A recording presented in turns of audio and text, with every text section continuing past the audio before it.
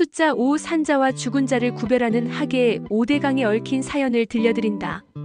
신이 거주하고 있는 천상계에 대비된 인간이 거주하고 있는 세상 죽음 이후 맞게 되는 지옥. 하계에 대한 사전적인 정의다. 고대 그리스인들은 살아있는 자와 죽은 자를 분리시키는 가장 두드러진 특징은 하계에 존재하는 5개의 강이라고 인정하고 있다. 문헌상으로 하계의 5개의 강을 언급한 것은 호메로스의 오디세이아가 최초이다. 오디세우스는 여신 키르케로부터 죽은 자들의 땅을 지나 테베 예언자 티레시아스의 충고를 받아들여라는 권고를 받는다.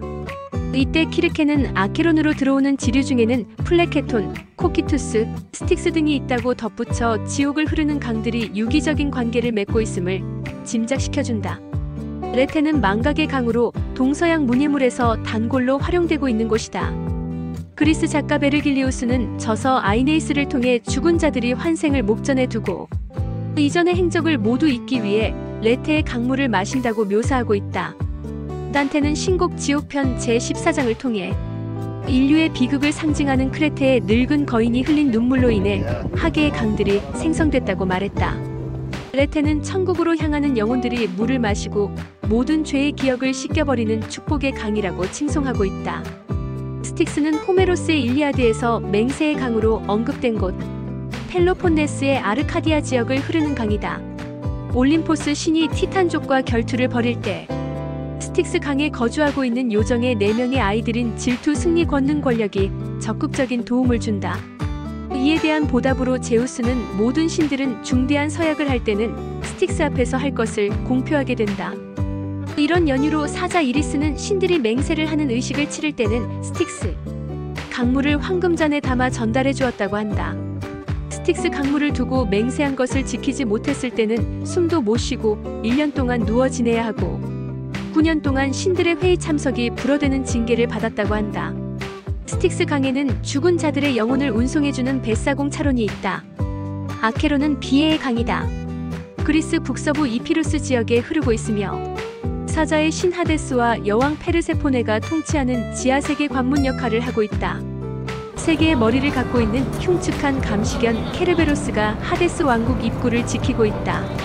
아케론이 흐르는 지역은 죽은 영혼들의 운명을 결정. 미노스, 라다만티스, 아이아코스 등 3명의 심판관들이 자리하고 있다.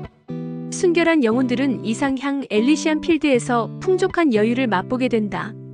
이승에게 악독한 일을 자행했던 이들은 타타루스로 보내져 생전의 죄값을 치르게 된다. 착하지도 그렇다고 악하지도 않은 지극히 평범한 인생을 살았던 영혼들은 아스포델 초원으로 보내진다고 한다. 코키투스는 통곡의 강이다.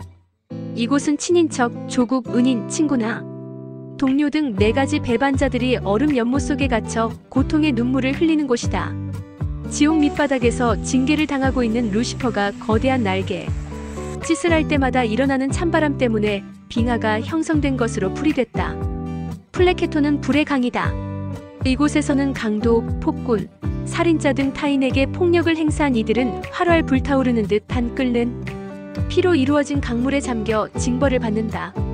그리스 신화에 등장하는 반인반마의 괴물 켄타우로스가 활을 쏘면서 강 주변을 정찰하고 있는 것으로 알려졌다.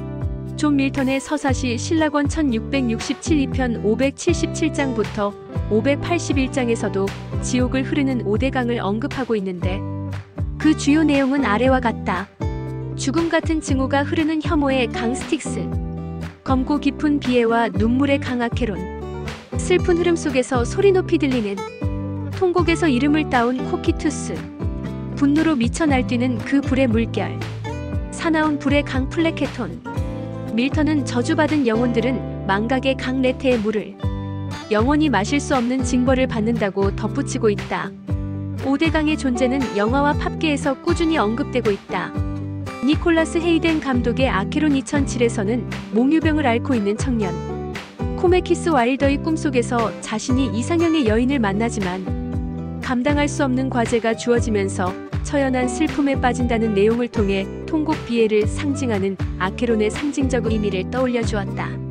1970년 시카고에서 결성된 록밴드 스틱스는 웅장한 오케스트라, 선율을 담은 노래들을 단골로 발표해 호응을 받고 있는 뮤지션, 이들은 하계를 형성하고 있는 5대강의 한 곳을 밴드 명칭으로 사용해 팝팬들의 호기심을 자극시키면서 2000년대까지 장수 활동을 지속하고 있다.